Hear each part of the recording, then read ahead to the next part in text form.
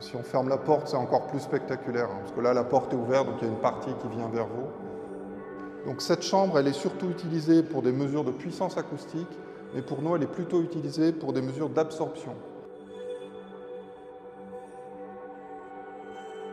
Je suis en charge de ce qu'on appelle le design acoustique des trains.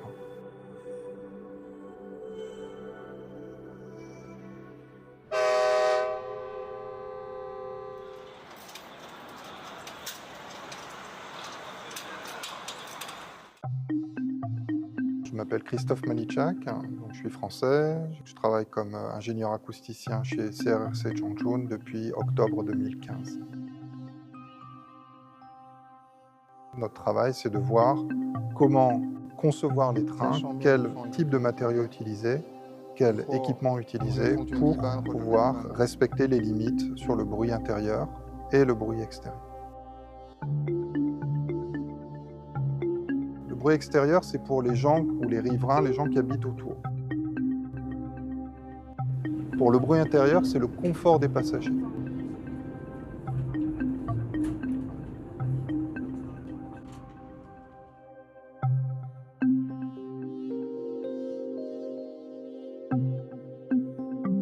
En tant qu'acousticien, on aime bien écouter un peu ce qui se passe quand on est dans le train.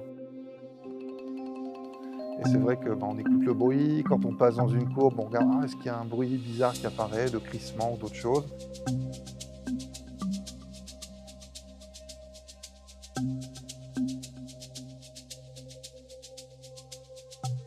C'est moi qui ai reçu le prix, mais au-delà de moi, c'est plus l'industrie ferroviaire chinoise qui a reçu le prix. Et surtout CRRC Changchun.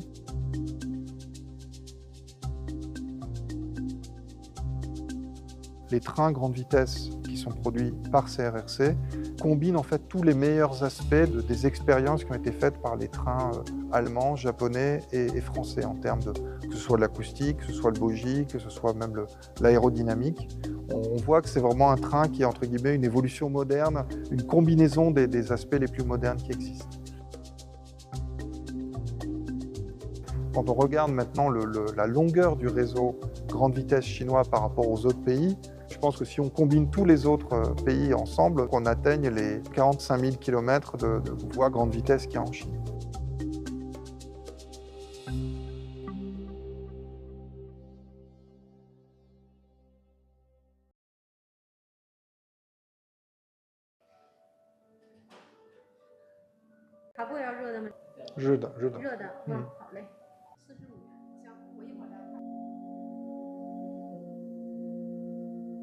Mon premier contact avec la Chine, c'était avec la langue chinoise en 98 quand je suis rentré en école d'ingénieur à Lyon. Et à partir de là, je me suis toujours dit, bon, est-ce que ça pourrait être possible de travailler en Chine? Donc je suis venu faire une année d'études de chinois en 2011. Et après, j'ai commencé vraiment à habiter en Chine et à travailler à partir de l'été 2012.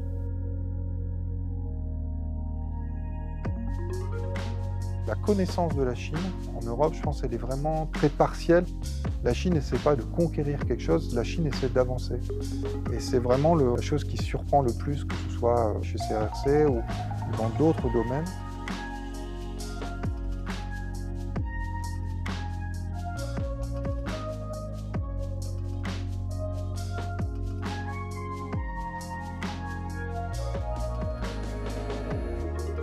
Ce que j'espère, c'est qu'au niveau, que ce soit les relations entre la Chine et la France, mais même plus globalement entre la Chine et les autres pays occidentaux, c'est que les gens abandonnent leurs a priori et viennent voir en Chine vraiment comment ça se passe et se fassent leur propre idée. Pas rester sur les vieilles images de ce qu'était la Chine peut-être il y a 40 ans ou 50 ans. La Chine a beaucoup changé et je pense que le plus important, c'est que les gens se rendent compte par eux-mêmes de ce qu'est la Chine aujourd'hui et pas rester sur des vieux clichés.